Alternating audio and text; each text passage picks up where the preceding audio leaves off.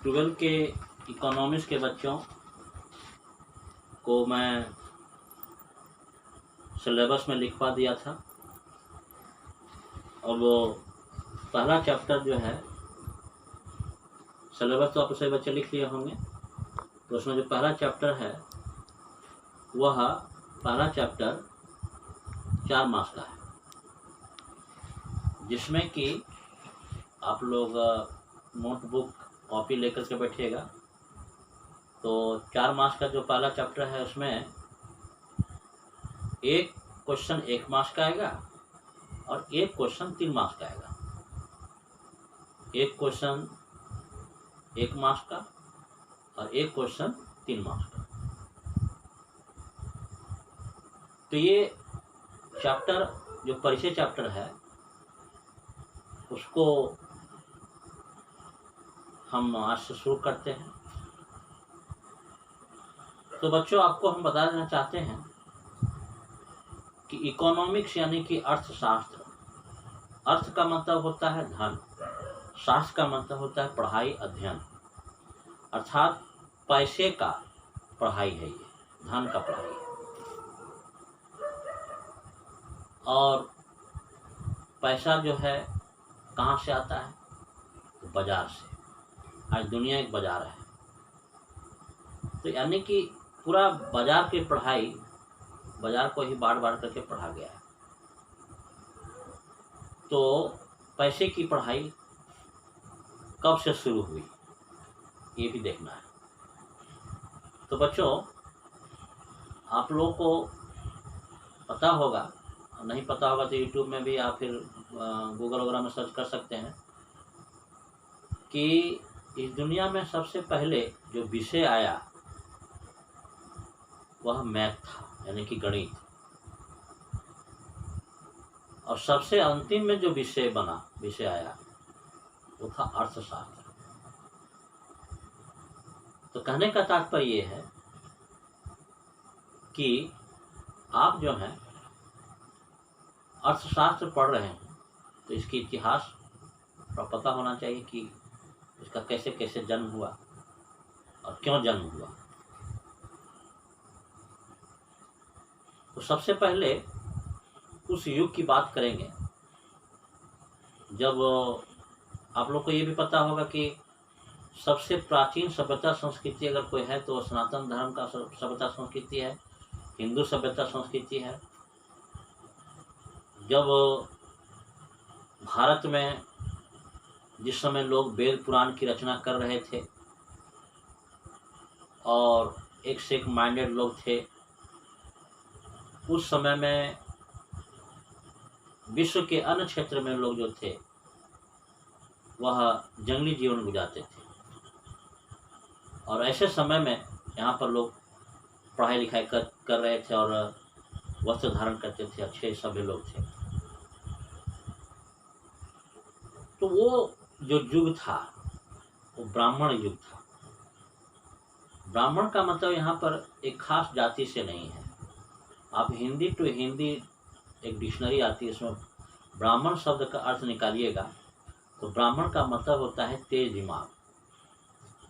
अर्थात जिन लोगों के पास तेज दिमाग है वो सभी ब्राह्मण हैं, चाहे वो किसी जाति के हों। यहाँ पर जाति से मतलब नहीं है। तो उस दौर में लगभग अधिकतर लोगों का ही तेज दिमाग था। तो अधिकतर सब लोगों का ही तेज दिमाग कैसे था भाई? तो उस दौर में बहुत लोग तपस्वी किस्म के लोग थे, तपस्या पर। और तपस्या क्या चीज़ है? तपस्या यानी कि मेडिटेशन, ध्यान लगाना। इतना ज़्यादा मेडिटेशन करते थे, इतना ज़्यादा ध्यान लगाते थे। आप लोग अल्बर्ट आइंस्टीन का नाम सुने होंगे। अल्बर्ट आइंस्टीन साहब बोले हैं कि हम लोग अपने माइंड का जो है 0.99% यूज करते हैं, बाकी सब मिसयूज करते हैं। और उतना सारा हम यूज कर दें तो क्या से क्या हम शक्तियाँ हासिल कर सकते हैं। तो उस दौर में लोग जो है माइंड पावर का यूज बहुत ज़्यादा करते थे, अपने माइंड को कॉन्सेंट्रेट करके। कॉन्सेंट्रेशन पावर, इतना मेडिटेशन पावर जिसको बोलते हैं, ध्यान लगाना, वो इतना पावरफुल है कि वो आपके माइंड को बहुत शार्प कर देता है। जैसे आप देखिएगा कि बहुत लू जब चल रही हो, एकदम बाहर निकलना एकदम बहुत ही कष्ट में है, बाहर निकलते रहता है झुलसा देगा, और ऐसे समय अगर बाहर में कागज़ फेंके तो जलेगा नहीं। आपको लग रहा है कि आप जल जाइए, लेकिन वो कागज़ नहीं जलेगा। लेकिन उसी कागज़ के ऊपर पावर और शीशा जो होता है, उस शीशे के माध्यम से धूप को डलवाइएगा उस कागज़ पर, तो देखिएगा कि वो कागज़ जल जाएगा। तो कैसे हुआ बच्चों? तो ऐसे हुआ कि जब सूर्य की रोशनी बिखर रही थी तो कागज़ को नहीं जला पाई, लेकिन उसी सूर्य की रोशनी को कॉन्सेंट्रेट करके एक कागज़ को डाला गया एक जगह पर, तो वह जो है जल गया। तो वही बात है कि हमारी माइंड पावर जो है, किसी की चुगली करने में, किसी का बुरा सोचने में, किसी का बुरा कहने में, गाली गलौज करने में, हमारा माइंड पावर जो है वह बिखर जाता है। और हम कंसंट्रेट करेंगे तो हम एक से एक बड़ी शक्तियों को हासिल कर सकते हैं। तो उस दौर में भी इकोनॉमिक्स यानी कि अर्थशास्त्र का जन्म नहीं हुआ जिस समय में इतने महान महान लोग थे। हर एक शास्त्र का जन्म हुआ, गणित हुआ, खगोल शास्त्र हुआ, और आपका जो क्या बोलते हैं आयुर्वेद शास्त्र हुआ, और धनुर्विद्या हुआ, बहुत सारी चीज़ों का, और संगीत शास्त्र, सब कुछ का निर्माण हुआ, लेकिन अर्थशास्त्र का निर्माण नहीं हुआ। क्योंकि उन दिनों में ना तो लोगों को पैसा कमाना था, ना बचाना था। जिसको पैसे की थोड़ा सा कमी हुई, लोग चले गए तपस्या करने। तपस्या में भगवान जी प्रकट हुए, बोलो जी क्या चाहते हो, और हमको इतना धन संपत्ति चाहिए, और ठीक है ले लो। ऐसा सिस्टम था। और बाकी जो विश्व के अन्य क्षेत्र के जो लोग हैं, उसे तो अभी कल्पना नहीं कर सकते हैं कि लोग जंगली जीवन गुजार रहे हैं। वो दौर खत्म हुआ, ब्राह्मणों का युग समाप्त हो गया। कहते हैं कि रावण जो था बहुत बड़ा जो है ब्राह्मण था, तो समझिए कि रावण के विनाश के साथ ही ब्राह्मण युग भी समाप्त हो गया। अब आया क्षत्रियों का युग, यानी कि माइंड से पावर जो है खिसक गया, और पावर आ गया कहाँ? बाह में, भुजा में। जिसके भुजा में बल हो वो 4 राज्य को जीत लेगा, उसका युग आ गया। अब ऐसे युग में भी अर्थशास्त्र का जन्म नहीं हुआ, राजाओं के युग में। क्यों नहीं हुआ भाई? क्योंकि राजाओं को भी धन कमाने और बचाने का कहाँ आवश्यकता थी। अगर किसी को धन की, राजा की कमी हुई, दूसरा राज्य पर हमला कर दिया, या तो उसको जीत करके ले आया, या अपने मारा गया। तो इस प्रकार से उस दौर में भी अर्थशास्त्र का जन्म नहीं हुआ। अब देखिए क्या होता है ना, कि पावर जिसके पास आ जाता है, तो पावर का जब बहुत ज़्यादा वो उसके पास पावर कॉन्सेंट्रेट हो जाता है, तो पावर को मिसयूज करने लगता है। ब्राह्मण लोग पहले जो थे, जब उसके पास पावर आ गया तो मिसयूज करना शुरू कर दिए। कि अगर कोई जैसे मान लीजिए भिक्षा मांग रहे हैं, कोई ब्राह्मण भिक्षा मांगने आया हुआ है, आप नहीं सुन पाए तो अरे तुम नहीं सुन पाए, लीजिए जल में हाथ में ले करके, और आपको श्राप दे देगा कि आप जल जाओ, जल जाइए। तो वो जो युग जब मिसयूज ज़्यादा होने लगा तो वो युग समाप्त हुआ। क्षत्रिय लोग का युग आया। क्षत्रिय लोग भी अपना पावर का मिसयूज करने लगे। कोई राजा गुजर रहा है सामने से, और कोई गरीब आदमी अगर काम में लगा हुआ है, वो झुक के देख नहीं सका, झुक के प्रणाम नहीं कर सका, अरे ये झुक के हमको प्रणाम नहीं किया, इसको फांसी दे दो। तो राजा का बोलना ही कानून था, कोई कोर्ट कचहरी नहीं। तो वो जो है युग भी समाप्त हो गया। अब जो भुजा से जो पावर खिसका तो पेट में आया, यानी कि ऐसे लोगों के हैंड में पावर आ गया जो उस देश से सामान ला करके यहाँ बेचते थे, और यहाँ का सामान उस देश में बेचते थे, यानी व्यापारी युग आ गया। तो व्यापारी युग जब आया, आज का युग जो है व्यापारी युग है। आज आप सभी बच्चे जानते होंगे कि टाटा, बिरला, मित्तल, जिंदल के पास जो पैसा है, वो किसी भी हीरो, नेता, खिलाड़ी आप सोचते हो कि वैसे लोगों का बहुत पैसा है, ऐसा नहीं है।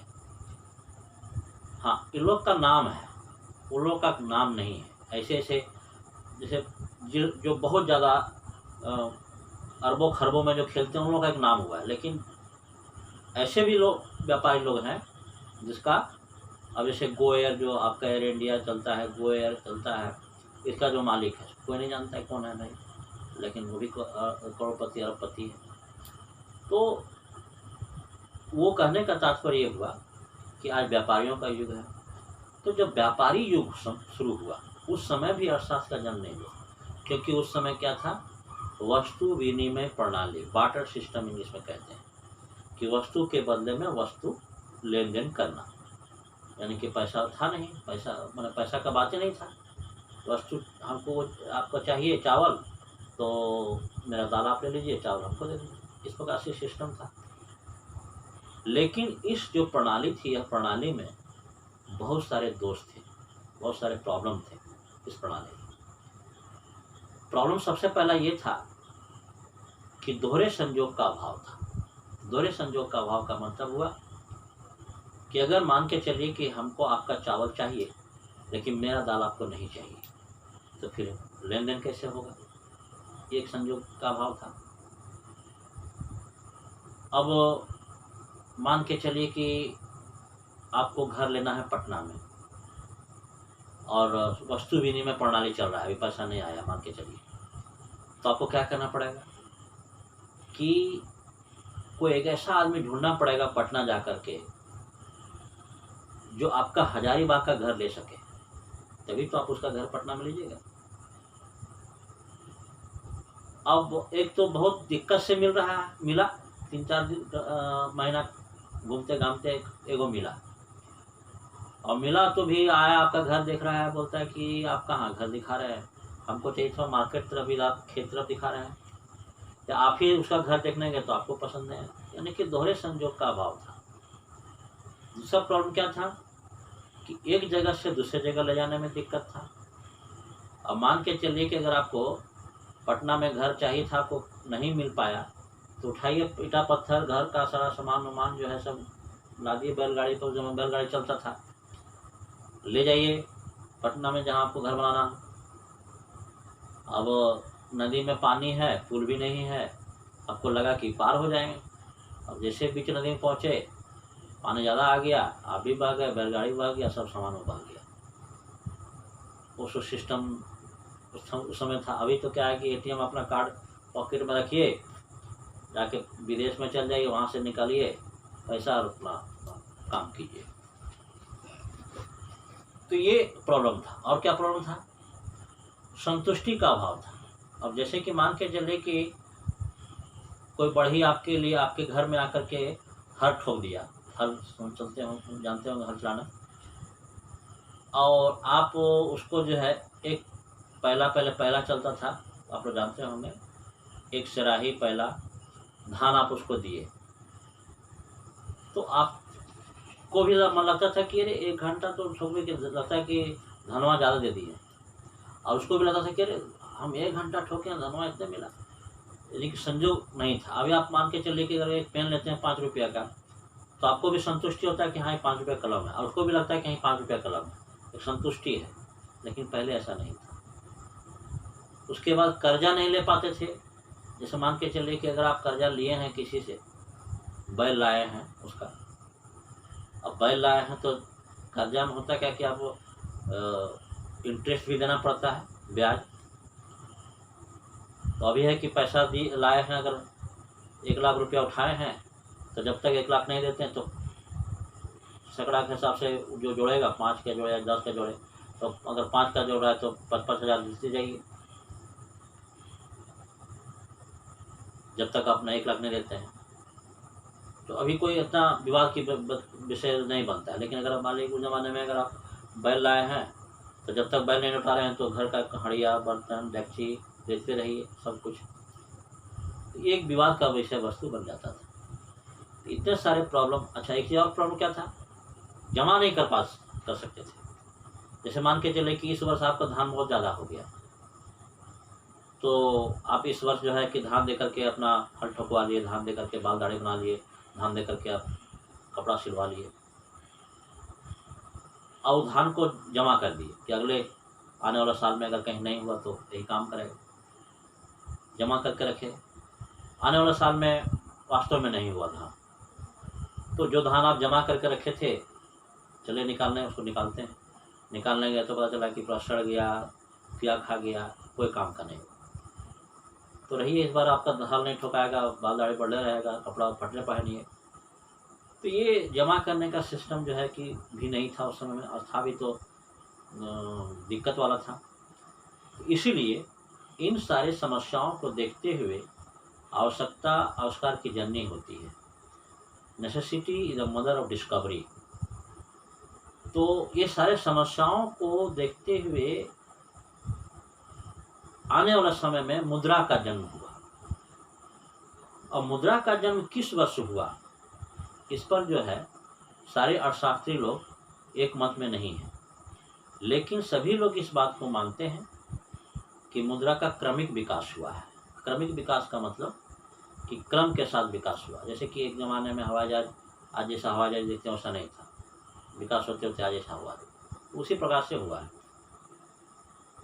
अगर आप हिस्ट्री ऑफ मनी गूगल वगैरह में सर्च करते हैं तो आप पाइए कि अलग अलग राजा लोग अलग अलग तरीके से मुद्रा चलाया था।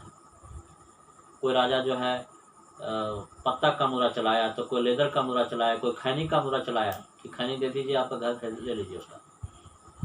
तो कोई जो है कि कौड़ी, कौड़ी पूछते होंगे आप लोग, जो है समुद्र में के नीचे पाया जाता है। बचपन में माँ, दादी माँ लोग बच्चे को पहना देते हैं कमर में, उसका भी मुद्रा को चलाया कोई राजा। तो कहने का तात्पर्य है कि इस प्रकार से बीच में मुद्रा आया। मुद्रा जब आया तो ये सारा जो समस्या मैं आपको बताया वस्तु विनिमय प्रणाली का, वो सारा समस्या हल हो गया, क्योंकि अब वो कोई दिक्कत नहीं था, न संग्रह करने में, न ले जाने आने में, किसी प्रकार कोई दिक्कत नहीं। तो जब मुद्रा आया तो अब क्या हुआ कि समाज में लड़ाई शुरू हो गया, झगड़ा शुरू हो गया, क्योंकि जमा करने में कोई दिक्कत नहीं था, तो सब लोग लूटना शुरू कर दिया कि हम, मेरा है, मेरा है, मेरा है। झगड़ा शुरू हुआ। तब से लिखा जाने लगा पैसे पर किताब, यानी कि अर्थशास्त्र लिखा जाने लगा। बात समझे? क्योंकि लोगों को लगा, विद्वानों को लगा कि मुद्रा का जन्म वस्तु विनिमय प्रणाली के समस्याओं को दूर करने के लिए हुआ है, ना कि झगड़ने के लिए। और झगड़ा हो रहा है तो उसका मतलब कि इसको सुधार करना चाहिए। तो आप सभी बच्चों को पता है कि अगर कोई विकास करता है तो एक दूरी ऊंचाई पर जाता है, फिर उसका डाउनफॉल होने लगता है। तो भारत जो है वो विकास किया, लेकिन घोटाला भी सबसे पहले भारतीय में हुआ। चंद्रगुप्त मौर्य, नहीं सॉरी, चाणक्य को जानते होंगे आप लोग। चाणक्य जब छोटे थे, बच्चा थे, उस समय में वो राजा थे नंदराज, उन्होंने घोटाला किया था। और चाणक्य बहुत तेज दिमाग के थे, बच्चा होने के बावजूद उस घोटाले का पर्दाफाश किया। तो राजा बहुत ही गुस्सा गया, और राजा जो है कि इसके परिवार को भी मरवा दिया, और इसको भी जो है मरवाने के फिक्र में था, लेकिन भागा, और भाग करके बच करके पढ़ाई किया। पहले आश्रम चलता था, पढ़ाई का सिस्टम ऐसा था। देखिए बच्चों, कितना मतलब कि समय कितना बदलता है, सो देखिए। एक समय था जब बच्चे लोग पढ़ने जाते थे गुरुजी के आश्रम में। आश्रम कैसा होता था भाई? तो किसी पहाड़ नदी के बगल में होता था, जंगल होता था। राजा का बेटा हो, रंग का बेटा, सबको बाल मुड़वाना है, गुरुजी के लिए भिक्षा मांग के लाना है, जंगल से लकड़ी काट के लाना है, खुद खाना पकाना है, खुद सबको बांट के खिलाना है, कपड़ा अपने धोना है ना। गुरुजी गाय पाले हुए हैं तो गाय का भी साफ सफाई करना है, उसका भी देख रेख करना है। तो बच्चों, पढ़ना कब है? तो पढ़ना जब गुरुजी मन करेगा। गुरुजी तो तपस्वी हैं, तपस्या में लीन है। जब उनको लगा कि ये जो ज्ञान हमारे अंदर में आ रहा है, ये बच्चों को देना बहुत जरूरी है, तो क्यों नहीं 12 बजे रात बज रहा है, सब बच्चा को उठाया गया, उठिए, और पेड़ के नीचे मसाल जलाया गया। मसाल समझते होंगे। और गुरुजी का ज्ञान अपना जो है वो दिए। ये सिस्टम था। फिर आज का बीच का सिस्टम ये हो गया कि हाँ, क्लास में बैठिए सब लोग, गुरुजी पढ़ा रहे हैं, बोर्ड पर लिखवा रहे हैं। लेकिन आने वाला समय में क्या होगा बच्चों, इसी प्रकार से ऑनलाइन क्लास जो आप लोग का हो रहा है, ऐसा ही होगा। देखिएगा, कि आप अपना रूम में बैठे रहिए, सर अपना रूम में बैठे रहेंगे, वहीं से जो है कि सारा क्लास को मैंने अपना हैंडल करेंगे। अब किताब के जगह पर क्या होगा, चीप होगा। एक बड़ा सा कमरा में, जितना कमरा में आप लोगों को पढ़ाते थे हम, उतना कमरा में कितना किताब हटेगा, उतना किताब का एक चिप रहेगा। इस प्रकार से सिस्टम बदलने वाला है आने वाला समय में। तो वह जो है चाणक्य महोदय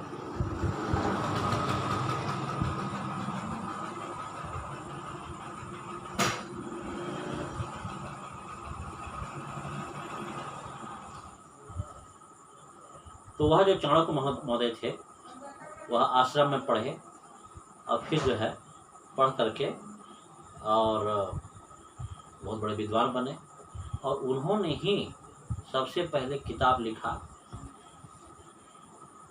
पैसे पर, और उस किताब का नाम, मिस्टेक कहिए गलती कहिए, उन्होंने रख दिया राजनीति शास्त्र। सिर्फ एक दो चैप्टर उसमें राजनीति का वर्णन था, बाकी सब पैसे का था। इसीलिए जो हम लोग को श्रेय जाना था, हम लोग को एक होना था कि नहीं, अर्थशास्त्र का जन्मदाता भारत है और उसके पिता चाणक्य हैं, ऐसा ना हो करके गड़बड़ा गया। अगर ऐसा हुआ होता तो ऐसा होता कि अर्थशास्त्र के पिता चाणक्य हैं, लेकिन ऐसा नहीं हुआ। 16वीं सदी में चाणक्य हुआ थे, उसके कई सालों के 18वीं सदी में तब तक ये लोग जो है कि लिखने पढ़ना शुरू कर दिए थे। जो विदेश के अन्य लोग थे, आपका विदेश के भारत के जो बाहर क्षेत्र के जो लोग थे, सब पढ़ना लिखना शुरू कर दिए थे। तो पढ़ाई लिखाई किए। तो वो लोग जो हैं, आपको ये भी बच्चों को पता होगा कि मैथ भारत में जन्म हुआ है। मैथ का यानी गणित जो है वो भारत में जन्म लिया, और भारत से वो विदेश गया, और विदेश में फिर मॉडिफाई होकर के फिर भारत आया। बात समझे? तो इकोनॉमिक्स जो है उसका 18वीं सदी में यानी कि 1776 में एडम स्मिथ नामक विद्वान ने किताब लिखा पैसा पर। उस किताब का नाम था वेल्थ ऑफ नेशन, और उसी में उन्होंने अर्थशास्त्र का पहला परिभाषा दिया कि अर्थशास्त्र धन का विज्ञान है, economics is the science of wealth. तो ये यहाँ से जो है इकोनॉमिक्स का जन्म हुआ, और आज फैलते फैलते इतना दिन हो गया। तो मुद्रा जब आया, और मुद्रा से जब मार पिटाई समाज में शुरू हो गई, तब ये अर्थशास्त्र के प्रति लोगों ने सोचना शुरू किया। तो इस चैप्टर का पहला क्वेश्चन यही होगा कि अर्थशास्त्र धन का विज्ञान है, इस परिभाषा का आलोचनात्मक व्याख्या करें। मतलब आलोचनात्मक मतलब दोष निकालना नहीं होता है बच्चों। आलोचना, लोचन शब्द, लोचन मतलब होता है नयन, आँख, और आ मतलब होता है गौर से देखना। आँख से गौर से देखिए, तो किसी भी चीज़ को गौर से देखिएगा तो खाली बुराई नज़र नहीं आएगा, उसमें अच्छाई भी नज़र आएगी। यानी कि इस परिभाषा का गुण और दोष लिखिए। ये आलोचनात्मक व्याख्या का मतलब होता है कि उसकी गुण और दोष लिखना है और निष्कर्ष भी देना है। तो यही क्वेश्चन कि पहला क्वेश्चन यही रहेगा कि अर्थशास्त्र धन का विज्ञान है, इस परिभाषा की आलोचनात्मक व्याख्या करें, यानी कि एडम स्मिथ के परिभाषा का गुण दोष लिखते हुए निष्कर्ष। तो यह जो है यहाँ से चैप्टर शुरू हो जाता है। तो हम आप लोगों को क्या करेंगे कि आज से हम क्लास यहीं समाप्त करते हैं, लेकिन अगला वीडियो में क्या करेंगे कि आप को क्वेश्चन हम PDF में डाल देंगे, और क्वेश्चन डाल देने के बाद उसको आप लोग उतार लीजिएगा। उतारने के बाद फिर अगला वीडियो में जो है, जब हम मैंने कहने का मतलब कि आज जो हम आपको बताए इसी वीडियो में, आज के ही वीडियो में हम क्वेश्चन PDF में डाल देंगे। आप क्वेश्चन उतार लीजिएगा।